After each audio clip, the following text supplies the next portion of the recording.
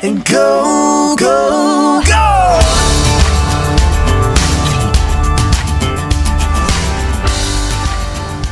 Welcome into another episode of the Turn Fantasy Golf Podcast. My name is Andrew Putters.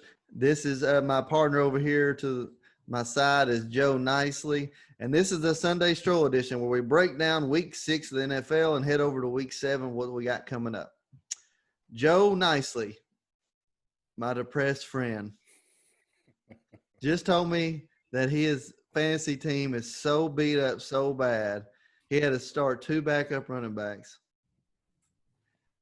That's a fact. I can't help to smile just a little bit, just to be honest with you, Joe.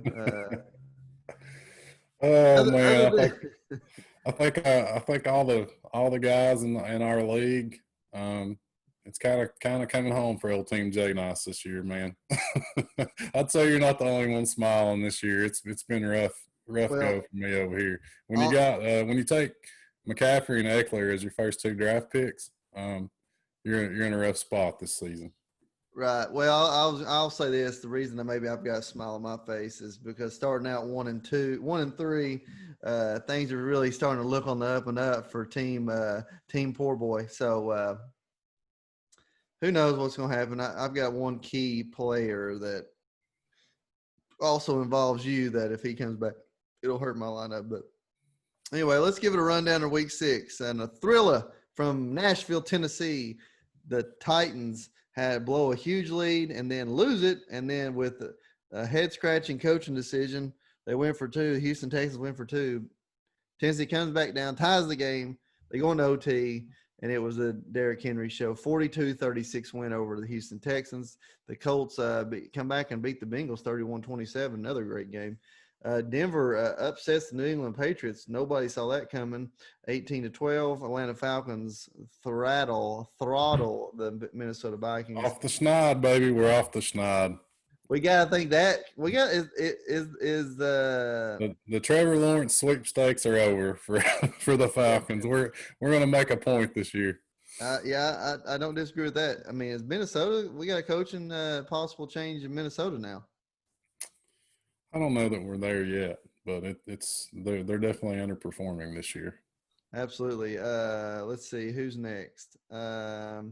Washington football team lose to the New York Giants. I can't believe anybody watched this game. 20-19. The Baltimore Ravens hold off a late comeback from the Philadelphia Eagles, 30-28. Pittsburgh kills the Browns in the helmet bashing rivalry, 38-7, in a very good game actually. Chicago holds off the Carolina Panthers 23-16, and that defensive line from Chicago ain't nobody wanting none of that, trust me. My Detroit Lions extend the Matt Patricia life for a few more weeks, win 34-16 over the Jacksonville Jaguars. Miami Dolphins shut out the New York Jets, and Tua Tagovailoa gets to play a couple of series, 24-0. The San Francisco Giants or San Francisco 49ers beat the team down south, LA Rams, 24-16. Green Bay Packers lose to the Tampa Bay Buccaneers, 38-10. I love the quote from Bruce Arians this week. If you don't turn the ball over, you don't have any penalties, and you don't give up sacks, you're going to be pretty tough to beat. That's what he said in the press conference. Kansas City tonight beats Buffalo Bills 26-17, 2 very good football teams. And as we speak, the Arizona Cardinals are beating the Dallas Cowboys 14-0. And I'll be honest, who likes the Dallas Cowboys? They're America, baby. They're America's team. I guess, whatever. But I'm happy they're losing. There you go. So, what's your big take back from week 6? Tampa Bay was impressive, I thought. That team, it's full of veterans. They're kind of built for the short term, I think. But they got a chance to make a run, man. If their defense keeps playing this way, they shut Aaron Rodgers down. And Brady's playing well enough. He's past the point of being an explosive thrower. Not going to throw a ton of deep balls. We've touched on, for fantasy purposes, Evans and Godwin are going to take a step back this year. That's certainly proven to be the case. But the team as a whole is very impressive. Our Tennessee Titans, you have to love, man. They're such a fun team to watch. Ryan Tannehill is balling out, playing out of his mind. He's been 5,900 the last 2 weeks on DraftKings, put up 30-plus DK points. This week he's 6,200, so a big $300 bump there. Tough matchup on paper against the Steelers coming up, but get Tannehill in your lineups. He's killing it right now, even against the Steelers. Derrick Henry running well, so just love that Titans team. Houston's looking better with Bill O'Brien gone, but their season's lost, I believe. Falcons got to win. I don't know if that's good or bad, but talent kind of finally won out for them. But other than that, man, Pittsburgh's 5-0, very very solid football team. Chase Claypool may be a superstar in the making up there. Doesn't seem to matter who he's playing or what role he's playing in that offense. He's just making splash plays left and right. So if he's a guy that by any chance is still available in your leagues, I would pick him up. I think Mate picked him up in ours, so really good pick up there. That's it, man. That's all that comes to mind. What jumps out for you? I was just checking. Mate picks him up. Yeah, he scored 10 points, 14.1 points on a non-PPR league. I know. What about my snag and the free agent pool here? Justin Jefferson, 31.6 last week. Huge pickup, man. Huge pickup. Yep. So your team's really coming together. Which is, well, like you mentioned, you've got the Mike Davis, Christian McCaffrey situation to worry about. You want McCaffrey to stay out. I want him back. You got Mike Davis, and I got CMC. But other than that, man, your team is really grounded into form. Patrick Mahomes, Will Fuller, Justin Jefferson was a key pickup. You got Kenny Galladay healthy. Team Poor Boys looking nice. I like it. Yeah, and I actually I was all over Crosby there as my kicker, and I picked up Blankenship from the Colts. That dude is a stud. Georgia. Yeah, Crosby is going to be hitting the FAs. He'll be hitting the waiver wire, boys. Blankenship is a stud. So I don't know. We'll see. Bench is pretty thin, as any 12-team league is going to be. Bench is pretty thin. Let's go back to that. Let's go. Did you watch any football Sunday at all? I got to watch a little bit later afternoon. I was sweating golf, man. I was right in the thick of that golf tournament, so my attention was mainly focused on that. And I actually played a little golf late yesterday morning, so just kind of caught a couple hour window there of red zone. Okay, well, I watched quite a bit of the. I don't really have chance with 4 children to sit down and watch long periods of sports, so. I do have it, on my phone. If I grab a second there, I'll watch a little bit here and there of the games that are on Yahoo. And in our area, for whatever reason, the Bears Carolina game was free this week, so I got to watch quite a bit of it. That Bears defense is pretty dang amazing. It reminds me a lot of the Denver Broncos defense a few years back. Whenever they won the championship, not quite as aggressive on third down, but you ain't run the ball on them. A lot like I saw tonight. I don't know if you watched any of the Buffalo game tonight. They could not run the ball against that Buffalo defense, and it's going to be pretty intriguing. As bad as we say Chicago is, they do have a good defense. So yeah, Max healthy. We've given them a lot of guff. They started out 3-0, and we were kind of piling on a little bit, making fun of them, but. Their defense is legit. I think anytime you got Khalil Mack, it's a defense you have to respect. So they keep on picking up wins. I think their schedule is going to get a little bit tougher coming up, so we'll see. Nick Foles is certainly an upgrade. I don't know that Foles is great, but I think he's definitely better than Trubisky. At least kind of gives him a fighting chance. And Carolina, they're a pretty solid football team. I think they're going to be going in the right direction eventually with Matt Rule, their new coach up there. I really like what he's doing, even though their record might not be that great, and they lost to Chicago. But I like what he's doing up there, so I think they're trending in the right direction. So, yeah, man, I hear you on the Bears D, though. Yeah, going to have a hard time making the playoffs, and especially while Drew Brees is still playing and with the way Tampa's playing right now. So, I mean, you got Chicago, Green Bay only with one loss, both of them. So, it's that last. I mean, they haven't made a rule change or nothing. Where they're still letting 6 teams in the playoffs, right? It's not 8 yet. Like As far as I know, yeah. yeah, who knows this year? But I mean, that those 2 wild card spots, man, you're probably going to 12-4 maybe to get in. It's going to be pretty impressive. And after Dallas falls to 2-4 tonight, which we fully expect them to do, how bad is that division? It's They been that turned way. they. Yeah, man, it's been that way last couple of years. It seems like. I mean, you've had the Eagles there a couple of years ago. Obviously, went on an unbelievable run, but I mean, you're looking at 500 almost consistently wins that division. There's right there in the mix, and there's some bad football teams. The New York Giants are very bad. Washington's very bad. Dallas, very bad, we can say, just because their defense, even though we know they're loaded with talent on offense. And Philadelphia just continues to underperform. I really thought Carson Wentz was going to be a star there a couple of years ago, and, man, he's just he's not doing it right now. And they've got a couple key injuries all of a sudden also to deal with. They've been injury riddled all year. But now I think Miles Sanders and Zach Ertz are both going to be out this coming week. So, man, even more is going to fall on Carson Wentz's shoulders, and he just doesn't really have much help up there right now.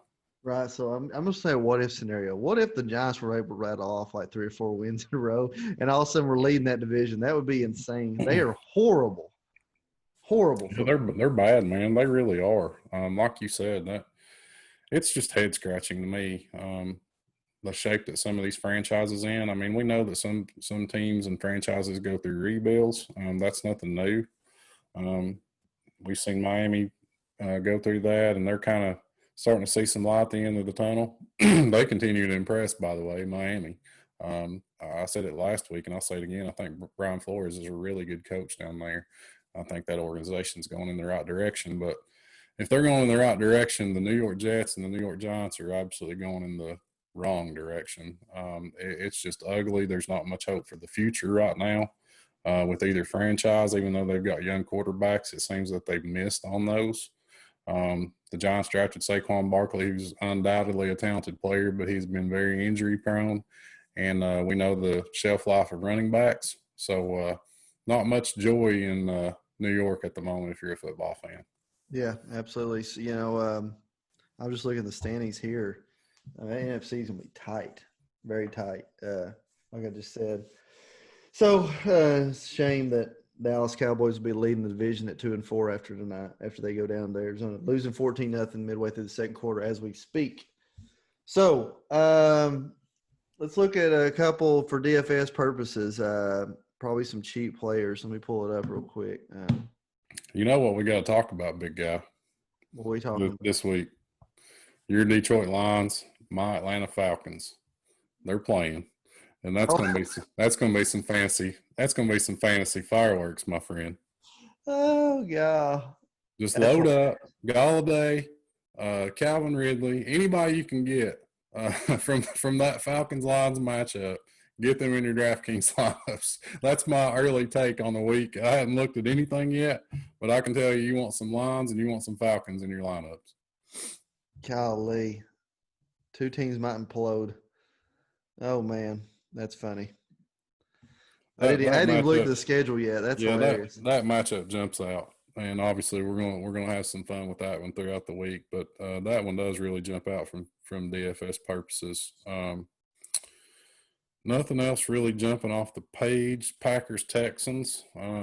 We've seen the Texans routinely giving up tons of points and the Packers routinely scoring tons of points until last week. The Titans and the Steelers. I don't know how great that's going to be for fantasy purposes, but that's going to be a really good real live football game to watch, probably with a lot of implications there. And those are the ones that really stick out. Seattle, Arizona. Could see some fireworks in that one. Russell Wilson's playing at the MVP level. So that might be one to keep your eye on. Anything you're seeing on next week's schedule that's jumping out? Skip the Jets-Bills game. Don't even turn the TV on. Might want to roster Josh Allen though in that one. Yeah. I don't know though. He might score 2 early touchdowns. They win 17-0. That's true. Yeah. How are the Falcons favored 2.5 over the Lions? It's a good question. I don't know. It's a good question. That's funny. That's a classic pick game. How's that game not a pick? Yeah, how's that game not a pick? Exactly. Neither team should be favored in that one. That's funny. Trying to pull up here. So that's Thursday night. Okay. Yeah, Thursday night game is pretty interesting because with the running back out situation. Do we know who's going to play running back in San Francisco? And I think they're back to Jeff Wilson and McKinnon. Bringing somebody up off the aisle. I think McKinnon's hurt as well. Yeah, I noticed he only got 3 touches last week. Yeah, I'm not sure, man, what's going on out there. They picked up kind of a surprising victory, I thought, last night against the Rams. I was pretty surprised that they were able to win that game. And Garoppolo back, and Kittle had a monster game, but I'm not sure what's going on in their backfield. I'm not sure what's going on with their defense. So I'm still kind of in wait and see mode with the Niners, but any running back for them is hard to trust for fantasy purposes. Yeah. A, they've had a ton of injuries, and B, Shanahan seems to really like to shuffle those guys, and will ride a hot hand if he gets one. So really tough to trust anybody on that team outside of George Kittle. Yeah, I'm thinking Sunday might be pick up a box of wings and sit down in front of the TV and just pony up for the Steelers-Titans. It's going to be some. Yeah, man, that's going to be fun. Steelers-Titans, Falcons-Lions, and then you got afternoon you got Seahawks-Cardinals. That could be a fun one. Tampa Bay and the Las Vegas Raiders. John Gruden trying to take on the Buccaneers on Sunday Night Football. That could be fun. And Packers-Houston. The Texans aren't good, but that could be a fun game to watch.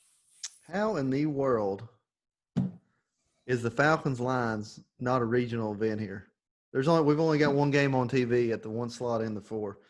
Steelers-Titans at 1. 49ers-Patriots at 4. Man, they're gonna have the Titans on, Well, I know that, but they usually do too. They'll have I guess there must be something on CBS or Fox 43 this week. World Series. World Series this weekend. Yep, that's it.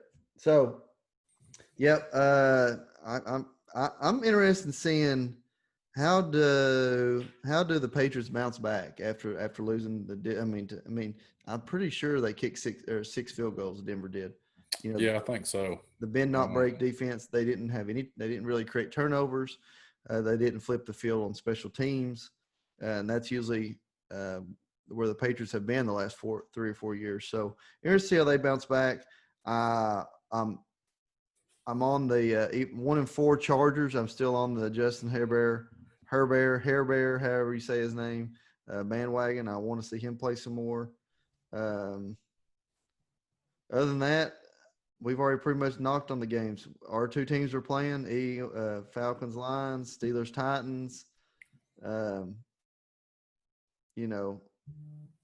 Giants, Eagles. It's hard to believe that maybe that game's going to matter, but it does. So, like I said, Patriots bouncing back. Our game playing Steelers, Titans. Let's go. Football time. Let's do it. Let's do it. So, all right, man. My name's Andrew Putters. That's Joe Nicely. You've listened to the Turn Fantasy Golf Podcast, Sunday Stroll Edition. Help us out. Give us a like. Subscribe. Tell your friends. Appreciate y'all. Go!